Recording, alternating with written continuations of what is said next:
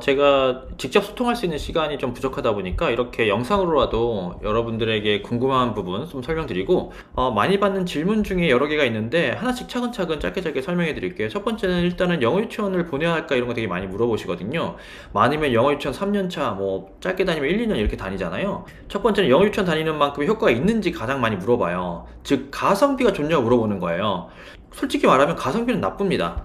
영어 유치원 사업을 하시는 분도 계시겠지만 그거는 인정해야 됩니다. 만약에 내 아이가 영어 유치원 3년차라면 3년만큼의 영어 실력이 오를 거라고 기대하는 건 완전 말도 안 되는 얘기입니다. 그래서 비용과 시간은 많이 들어가지만 그만큼의 퍼포먼스는 안 나오는 분야인 건 확실해요. 다만 영어 유치원에 다니는 게 다니지 않는 것보다 영어 실력 향상에 도움이 되냐? 도움이 돼요.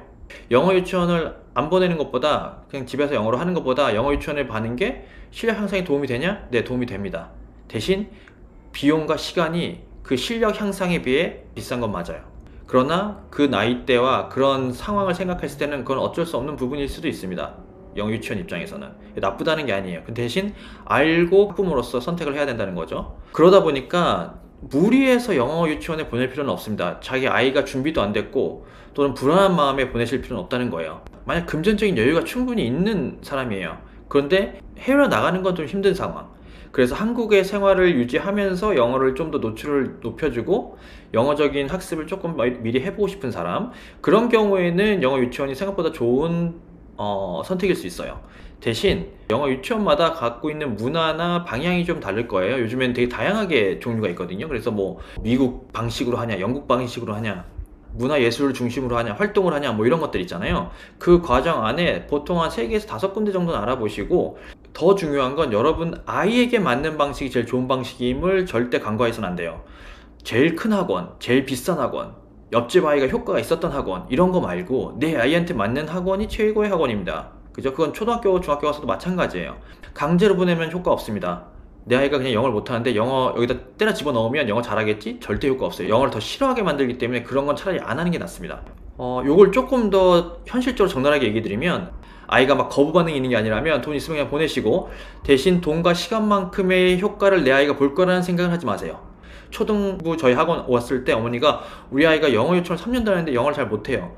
그런 일이 되게 많이 일어납니다. 미국에서 10년 살아도 영어 한마디도 못하는 사람 많아요. 그죠? LA에서 한인타운만 살거나 자기가 실제로 원해서 뭔가를 하지 않으면 학습 효과는 나지 않습니다. 그러니까 무조건 미국 살면 영어 잘할 거다? 그런 일이 일어나지 않습니다.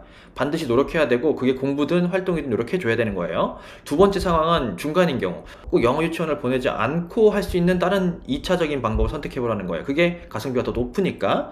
그래서 어렸을 때 굳이 비싸게 하실 필요가 없는 상황이기 때문에 나중에 다 따라잡을 수 있습니다. 학습적인 건. 대신 센스적인 부분은 어렸을 때 하는 게 더 유리한 건 맞으니까 최소한으로 넣어주는 거예요. 아이와 함께 활동을 해주거나 영어 관련된 거 뭐 게임을 해주셔도 되고, 영화를 같이 보셔도 되고, 영어 문제집을 사서 같이 풀어주시면서 채점만 해주셔도 되고, 방문 선생님, 태블릿이나 이런 것들, 프로그램 요즘 많이 있잖아요. 뭐 웅진이나 교원 이런 데서 나오니까 그런 것들 좀 활용해 보거나, 이렇게 2차적인 방법, 가격이 너무 높지 않지만 영어 유치원에 비해서 그래도 기본적인 센스를 키워주는 어떠한 최소한의 활동 정도를 해주시면 된다는 얘기예요. 세 번째는 아이가 언어적으로 좀 뛰어나, 외국어 배우는 거 좋아해. 영어를 떠나서 그냥 외국어 배우는 거 되게 신나해. 막 외국 사람이랑 노는 것도 좋아하고 막 그런 거 있잖아요. 그런 아이 분명히 있습니다. 그냥 보내세요. 영어 유치원을 보내야 할까 말까, 영어 효과를 최소한만 봐도 내가 요 정도 비용이 뭐 300만 원이든 한 달에 100만 원이든 상관없이 보낼 수 있다, 그냥 보내세요. 두 번째, 비용이 약간 애매하게 부담돼. 그럼 보내지 마시고 차라리 영어 센스를 키워주는 활동 중심으로 하고 있다가 나중에 센스가 키워져서 중급자로 넘어갈 때쯤에 좀 더 전문적인 학원에 보내세요. 세 번째, 그냥 영어를 잘해, 그냥 언어적으로 뛰어났어, 빚을 내서라도 보내세요.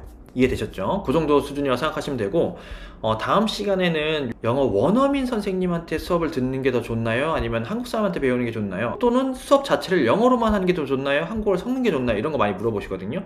거기에 대한 설명을 좀 드리겠습니다. 오늘은 여기까지입니다. 수고하셨습니다.